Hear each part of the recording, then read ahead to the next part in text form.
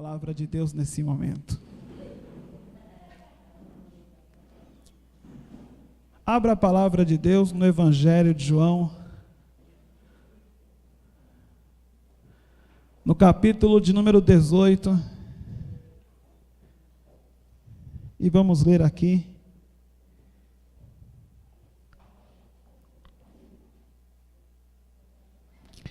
A partir do versículo de número 4.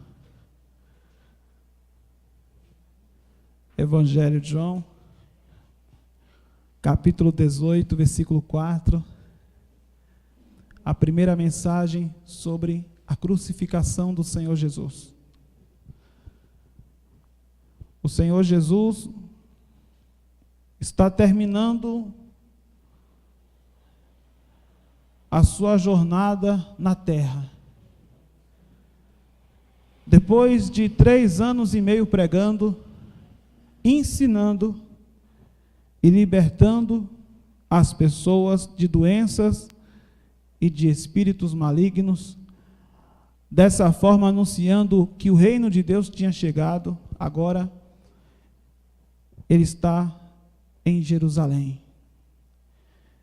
E depois de passar uma semana em Jerusalém, finalmente chegou a última noite da vida do Senhor Jesus.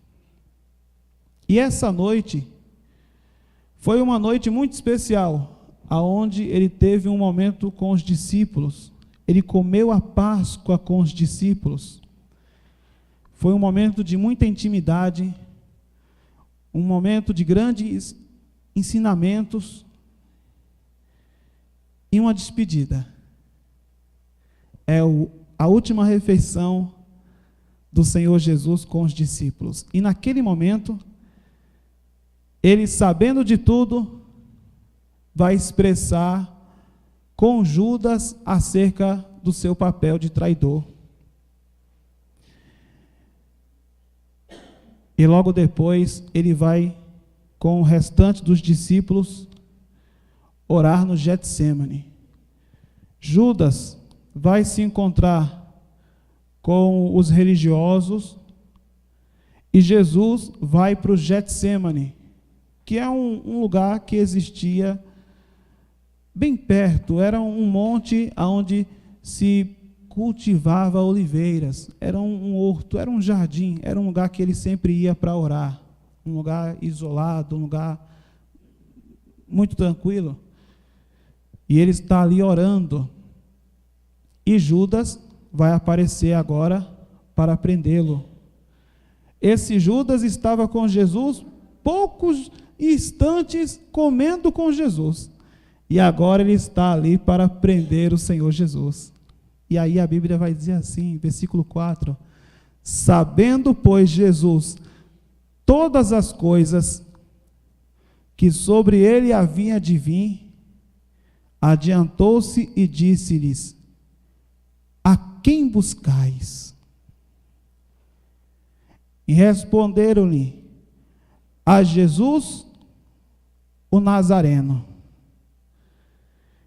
E disse-lhe Jesus: sou eu. E Judas, que o traía, estava também com eles. Põe a mão sobre o seu coração, feche os seus olhos. Senhor meu Deus e Senhor meu Pai Todo-Poderoso, venha abençoar, meu Deus, cada vida que está aqui, cada pessoa que veio ouvir essa palavra, que o Senhor venha falar ao coração dessa pessoa de uma maneira muito especial, porque essa mensagem é uma mensagem que devemos guardar em nosso coração. É uma mensagem muito especial. Abençoa, meu Deus, cada vida, no nome de Jesus. Amém e graças a Deus. Diga graças a Deus e pode aplaudir bem forte ao Senhor Jesus. Graças a Deus. Quando a Bíblia fala que o Senhor Jesus sabia de todas as coisas, ele realmente sabia mesmo. todo o sofrimento que ele iria passar. E sabia também sobre a traição de Judas e sobre o sofrimento que ele ia suportar lá na cruz. E sobre a forma que as pessoas iriam vê-lo lá na cruz. Porque aquele que era pendurado na cruz era visto como uma pessoa maldita. Até mesmo o Apocalipse 13, fala algo interessante. Vá comigo, por favor. Lá no livro de Apocalipse, lá no capítulo de número 13.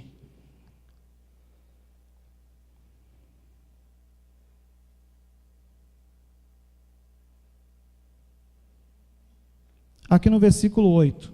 Tem um detalhe aqui nesse versículo muito importante.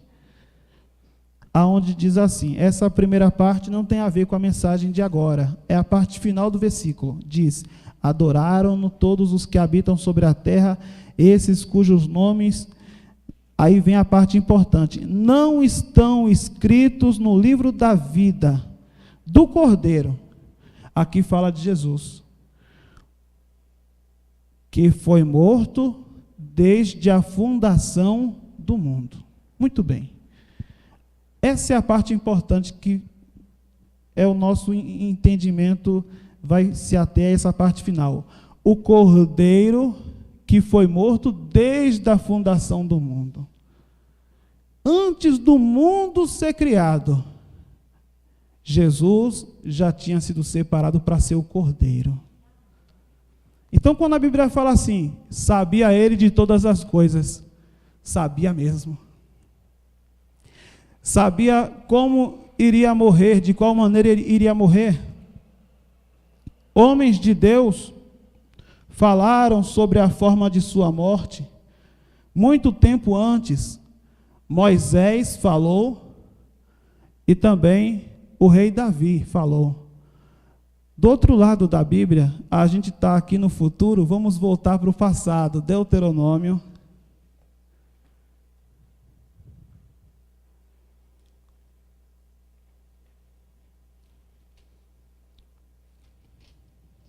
Capítulo de número 21. E o versículo de número 23. Moisés, que viveu bem antes de Jesus, muitos e muitos séculos antes, vai falar acerca da morte no madeiro. E ele fala, até parece que ele viu isso em alguma vez em sua vida, alguém morrendo no madeiro. Moisés nunca viu isso. Ele nunca viu uma pessoa sendo crucificada. Porém, inspirado por Deus, ele vai dizer assim: e o seu cadáver não permanecerá no madeiro, mas certamente o enterrarás no mesmo dia, porquanto o pendurado é maldito de Deus. Quando alguém era colocado no madeiro, se tornava maldito. Era um maldito de Deus. Mas ninguém nunca viu isso na época de Moisés. O próprio rei Davi vai falar sobre a cruz de uma maneira assim, muito clara, e vai falar detalhes da morte de Jesus. Salmo 22. Então, o Cordeiro de Deus, Salmo 22, igreja, vamos lá. É o Cordeiro que foi morto desde a fundação do mundo mesmo, e ele sabia de tudo. Ele sabia o que iria passar. Salmo 22, versículo 1.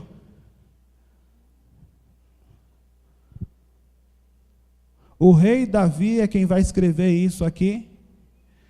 E o rei Davi também viveu muito tempo antes de Jesus. A gente conhece bem mais o Salmo 23, não é?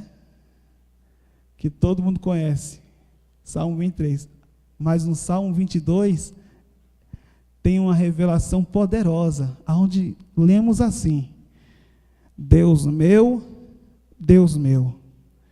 por que me desamparaste? Lembra que Jesus falou isso quando estava na cruz?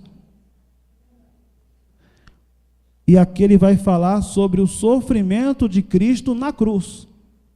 Ele não viu. Ele não estava lá, mas ele vai falar detalhes do sofrimento de Jesus. Quem é que está revelando isso para Davi? É Deus. Porque Jesus é o Cordeiro de Deus que foi morto antes da fundação do mundo. E Deus está revelando para estes homens o seu plano de salvação. Eles estão tendo uma visão tremenda acerca da cruz. Deus está dando essa revelação. Lemos aqui no versículo de número 11. Versículo 11. Não te alongues de mim, pois a angústia está perto, e não há quem me ajude.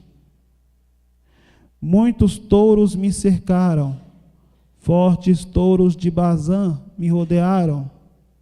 Uma referência a vários inimigos. Abriram contra mim suas bocas, como um leão que despedaça e que runge. Versículo 14. Como água me derramei, e todos os meus olhos se desconjuntaram. O meu coração é como cera e derreteu-se dentro de mim.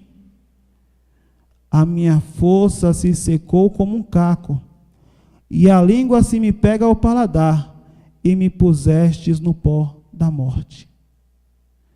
Pois me rodearam cães, o ajuntamento de malfeitores me cercou, transpassaram-me as mãos e os pés. E vemos aqui, nessa pequena passagem, 3 particularidades com o sacrifício de Jesus na cruz. Jesus teve sede, uma sede tão terrível, e eles ofereceram vinagre para Jesus. Davi fala isso. Jesus recebeu, depois de morto, um golpe de lança do lado, na altura do coração, e saiu sangue e água. Davi fala isso também. O meu coração se derreteu.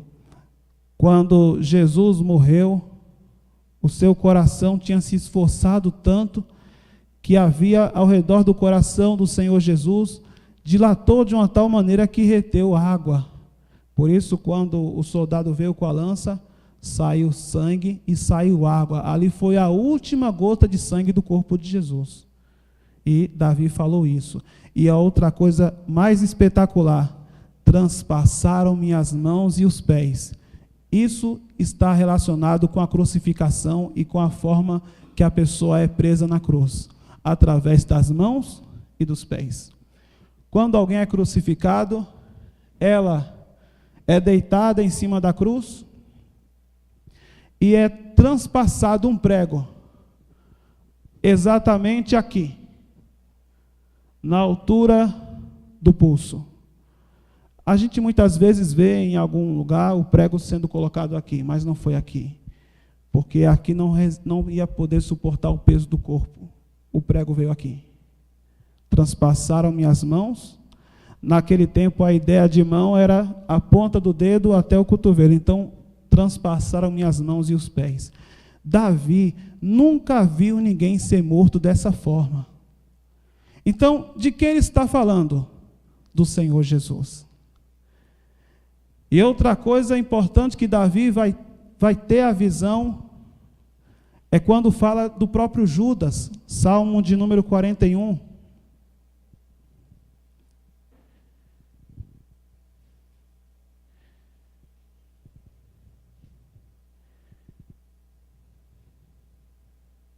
Aonde fala no versículo 9 de um traidor que era um amigo íntimo. Por isso que a Bíblia é a palavra de Deus. Porque estes livros estão separados vários séculos e eles contam a mesma história. Eles apontam para Jesus. Todo o Antigo Testamento fala do Senhor Jesus de forma direta e como uma alusão. Todo o Antigo Testamento aponta para Jesus. Ele é o Cordeiro de Deus. Ele é a Páscoa, ele é a Arca de Noé. Tudo isso representa Jesus, a salvação do povo. E agora Davi vai escrever dessa maneira aqui. Ele vai contar o Evangelho no Antigo Testamento. Salmo 41, versículo 9. Até o meu próprio amigo íntimo, em quem eu tanto confiava, que comia do meu pão, levantou contra mim o seu calcanhar, me traiu. Quem comeu o pão junto com Jesus na mesa da última ceia?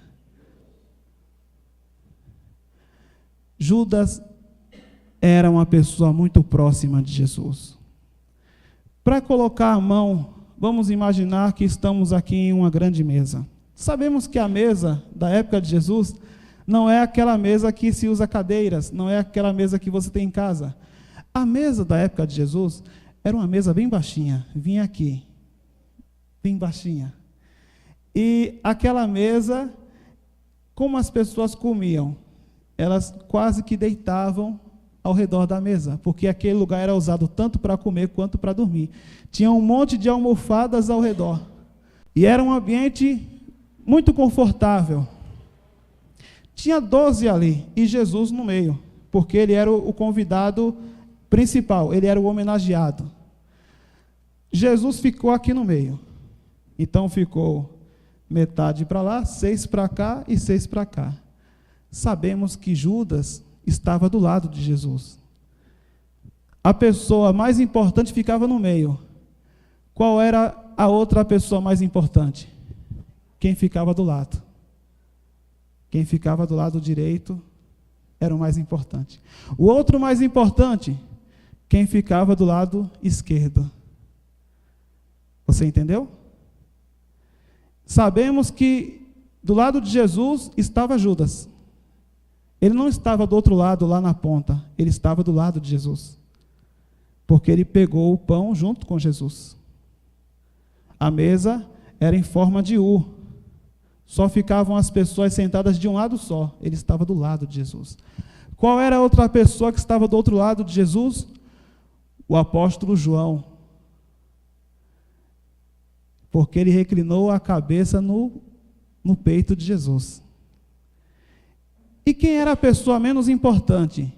Quem sentava na ponta da mesa. Esse era o servo, o pequenininho. Ficava lá na ponta. Quem estava na ponta da mesa? Era Pedro. Nós sabemos disso. Jesus, ele vai lavar os pés dos discípulos, não é assim? Qual é a função do menor ali na mesa? Lavar os pés dos outros.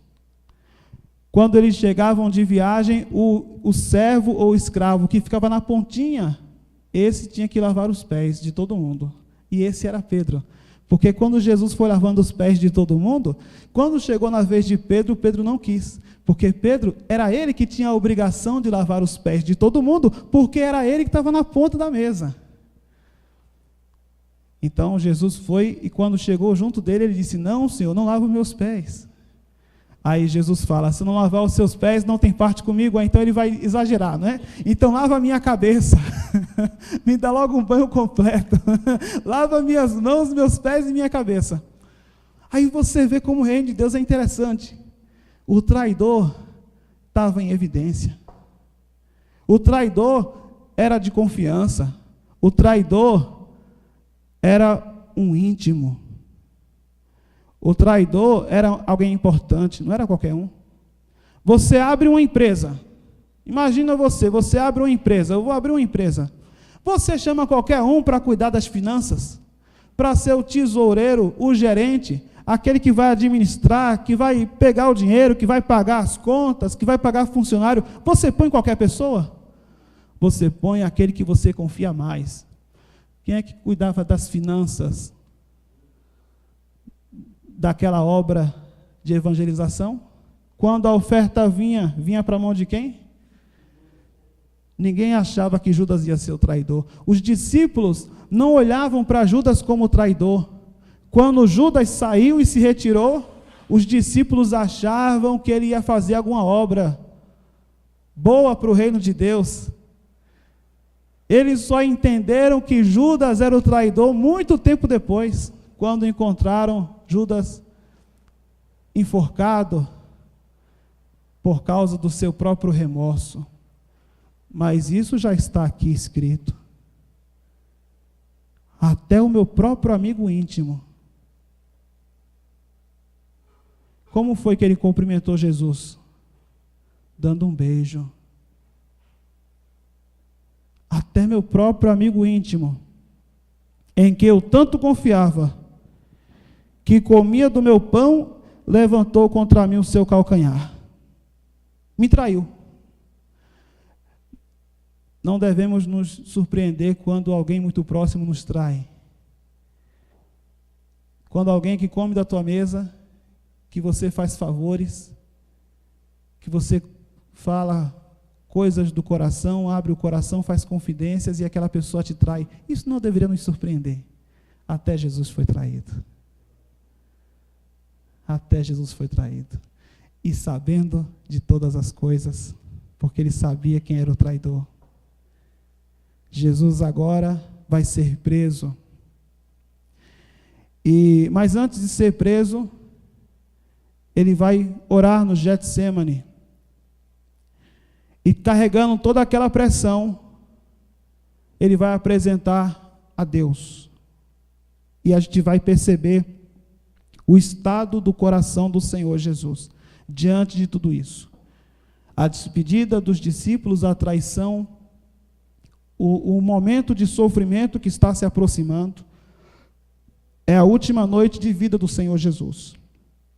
E agora ele vai começar a entregar o seu próprio sangue. Evangelho de Lucas,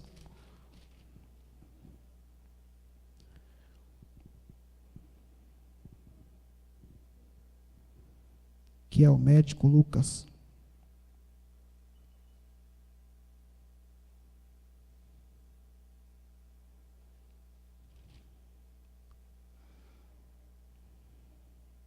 Capítulo 22.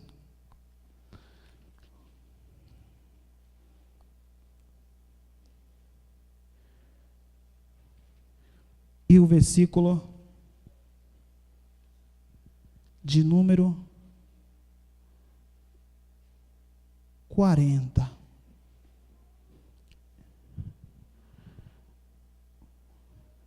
Você entende o peso da missão do Senhor Jesus? Todos os profetas falaram. E ele veio para cumprir essa missão, ser o Cordeiro de Deus. E agora ele está na última noite. E é o último momento que ele tem de paz. Ele se despede dos discípulos. Judas já foi buscar o pessoal para prendê-lo e agora ele vai para o Getsemane, que quer dizer prensa de azeite. E vai acontecer uma coisa aqui muito importante também, um detalhe muito importante da obra do Senhor Jesus. É através do sangue de Jesus que somos purificados. E esse sangue vai ser derramado. Jesus vai dar todo o seu sangue. Quanto sangue existe no corpo humano? Uns 3,5 litros, por aí. Ele deu até a última gota de sangue. Mas a primícia ele vai entregar para Deus. A primeira parte ele vai entregar para Deus no Getsemane, nesse lugar chamado prensa de azeite. Curiosamente, o azeite naquele tempo era muito importante. E quando eles preparavam o azeite, a primeira prensa de azeite, o primeiro azeite que saía, ia para Deus, porque era usado no templo. O restante era usado para fazer comida e até para fazer sabão. Mas a primeira parte ia para Deus.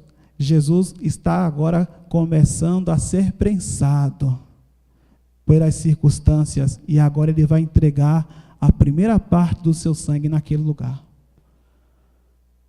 Versículo de número 40. Vamos ler aqui o texto. E quando chegou àquele lugar, disse-lhes: orai para que não entreis em tentação. Versículo 41. E apartou-se deles cerca de um tiro de pedra, e pondo-se de joelhos, orava. E agora Jesus vai orar, tudo isso em sua mente. Ele sabe que em poucos momentos vai ser preso, ele sabe que Judas o traiu, ele sabe que em pouco tempo, em poucas horas, ele vai para a cruz. O que ele vai falar com Deus? Lembre-se, Jesus é um homem, ele tem a dupla natureza, ele tem todos os sentimentos de um ser humano, ele é 100% homem e ele é 100% Deus. Ele tem em seu coração, em sua mente, em sua consciência, o instinto de autopreservação. Se eu sei que algo é perigoso, eu não vou fazer. Eu tenho esse instinto em minha vida. Jesus também tinha. Então, o que é que ele vai falar aqui? Versículo 42. E disse, e dizendo: Pai, se queres, passa de mim este cálice. O que é que ele está dizendo? Pai, se for possível salvar as pessoas sem que eu passe por tudo isso, que seja feita a tua vontade. Que eu não passe por isso. Que eu não vá para a cruz. Que passe de mim este cálice. É uma alusão à crucificação. Esse destino, se for possível, que passe de mim. E aí ele conclui: todavia, entretanto, não se faça a minha vontade, mas a tua vontade. E ele estava orando, e apareceu-lhe um anjo do céu, que o confortava. E posto em agonia, o sofrimento da cruz começou aqui. Quando ele é crucificado, é apenas o ato final, mas aqui ele já começou a sofrer. E posto em agonia, orava mais intensamente. E acontece uma coisa surpreendente e muito rara. E o seu suor tornou-se em grandes gotas de sangue, que corriam até o chão. Você já ficou em choque com alguma situação? De uma tal maneira que o seu coração acelerou?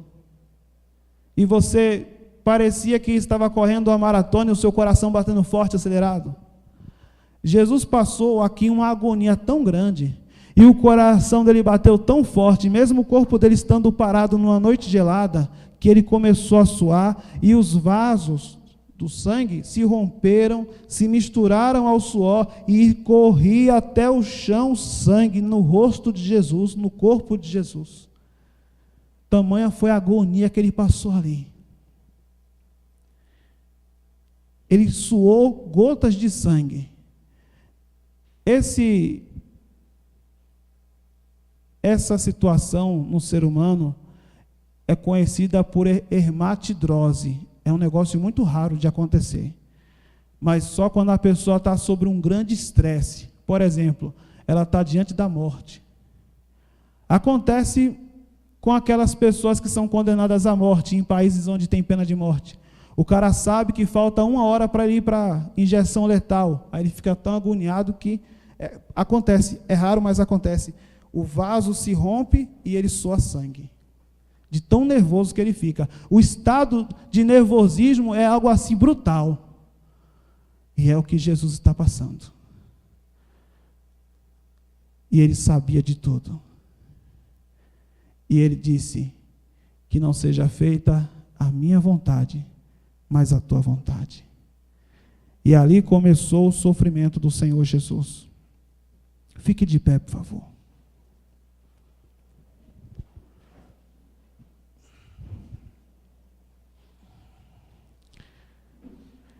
Quando Jesus estava orando, naquele momento que Jesus terminou a oração, foi o momento que Judas chegou. Foi aonde a gente leu no começo da mensagem. E quando Judas chegou, Jesus tinha feito essa oração, e lá vem Judas com aquele povo lá, aquele monte de soldado, com aquela pequena milícia, para prender Jesus.